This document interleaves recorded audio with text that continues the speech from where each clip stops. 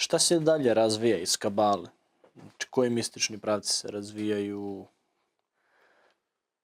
Da, Kabala, Kako danas izgleda Kabala? Eto, to je možda isto nešto što bi mogli da prođemo od koje škole postoje, ko tumači kako.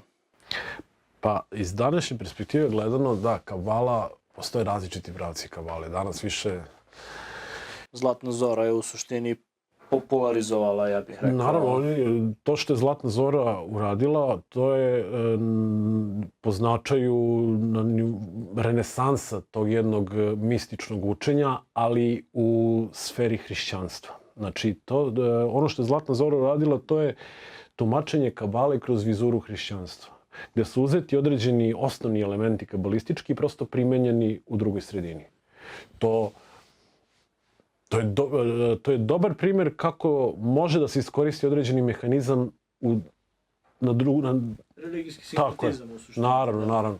E sad, ako to posmatramo iz više uglova, hrišćanska Kabala, iako ima tu bazičnost koju je uzela iz judaizma, ona se razvija na jedan svoj način i mi danas možemo da zovemo hermetizam i hrišćanskom Kabalom, ali ćemo napraviti distinkciju od toga kako ćemo pisati termin Kabala. To je, na primjer, jedan od lepih, zanimljivih načina kako može da se napravi ta neka distinkcija u shvatanju šta je Kabala. Postoji Kabala pisana sa K, Kabala, postoji Kabala pisana sa C, Cabala i Kabala pisana sa Q, Kabala.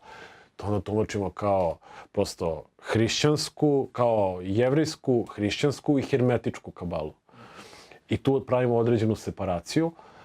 I to apsolutno nije loše, jer upravo je Zohar, kada je preveden, pošto je Zohar relativno kasno preveden na hebrejski jezik. On je tek u 20. veku preveden na hebrejski jezik i onda dalji prevodi koji su iz toga proistekli su oblikovali i te neke mistične pravce kakva je Zlatna Zora. Ceo taj sistem Zlatne Zore je utemeljen na onome što donosi jevrijski misticizam, odnosno Zohar. Samo je to, kao što sam rekao, iz jedne druge vizure, ali su osnovni elementi uzeti odatle. I zato je Zohar u stvari taj jedan temelj Kabale koji je utemeljio upravo to Kabalu glavnim mističnim pravcem, koji se onda razgranao kroz druge tradicije. I to je u stvari suština Zohara. I zato je važno da mi danas imamo Zohar na srpskom jeziku, jer je to po prvi put da na ovim prostorima mi imamo knjigu koja je inicijalna kapisla za preporod tog jednog mističnog razmišljanja, s tim što sada ga imamo onako kako bi trebalo da bude preveden, odnosno u procesu prevođenja Zohara mi koristimo i engleski prevod i hebrejski prevod, i tumačenja različitih rabina koji su davali svoje komentare na Zohar i onda kroz celo kombinovanje celog tog korpusa mi izvlačimo nešto što bi trebalo da bude Zohar na srpskom jeziku, najpribližniji originalnom tumačenju tih od principa koji dolaze iz jevrejske vere. I šta je u stvari jako značajno za Zohar jeste to što Zohar je suštinski govoreći dosadna knjiga, jer nije ako bi je poredili sa nekim drugim delima iz tog nekog zlatnozorskog perioda, Zohar nema nikakvih tu rituala ili bilo čega. To je delo koje je utemeljeno suštinski na jevrejskoj veri. I ako bi neko želeo da se bavi Zoharom i da čita Zohar, on prosto zahteva određeno predznanje.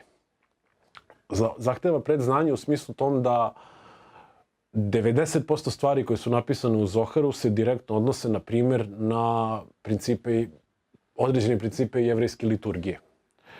Na određenu simboliku koja je isključivo vezana za hebrejski jezik. To ne znači da neko ko bi želeo da čita Zohar mora da zna hebrejski. Ne mora da ga zna.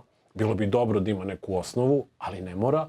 Mnogo je važnije da ima bazičnu terminologiju jevrejsku.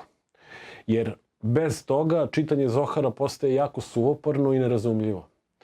Zato smo mi u radu na Zoharu počeli uporedo da radimo i na glosaru, koji će na kraju, pošto Zohar čine 23 knjige, ideja je da ako dođemo do 23. da 24. knjigu izdamo Da, bilo bi lepo, naravno.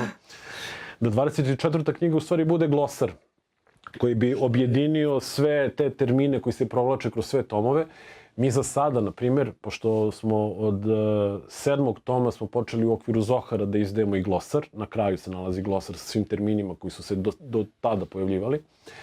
Mi za sada, evo sad je u procesu je 9. tom, se radi na 9. tomu, mi za sada imamo preko 250 termina koji su onako ključni za razumevanje Zohara i bez tog nekog predznanja, Zohar koji je već sam po sebi težak za razumevanje, postaje u određenim situacijama potpuno nečitljiv. Jer bez znanja šta određen termin treba da znači na tom mestu, mi prosto gubimo kompas i tako je. To onda neko će čitati mehanički i neće razumeti apsolutno ništa.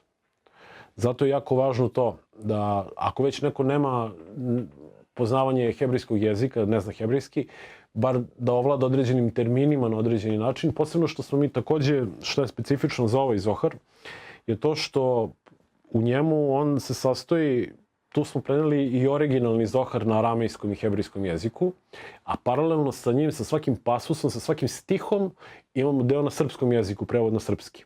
Ali u okviru tog prevoda na srpski jezik mi imamo inkorporirane i delove koji su transliterovani. Što znači da onaj ko čita Zohar može određene stvari latinično da pročita onako kako se izgovaraju na aramejskom ili hebrejskom jeziku, bez znanja aramejskog ili hebrejskog. Znači mi smo na jednom mestu objedinili Zohar na aramejskom, Zohar na hebrejskom, Zohar na srpskom i transliteraciju ta dva jezika na srpski jezik.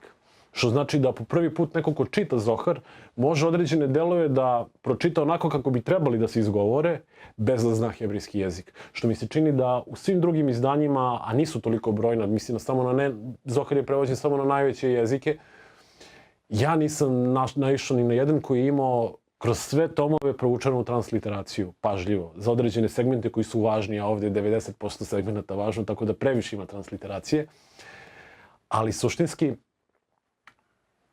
u našoj verziji Zohara, to jest u srpskom prevodu Zohara, imamo i transliteraciju koje nema ni u jednom drugom prevodu. Što znači da smo se trudili da što bliže prenesemo suštinu knjige, ali i taj jedan praktični moment gde svako može specifične delove teksta da izgovori onako kako se izgovaraju na aramejskom ili hebrejskom.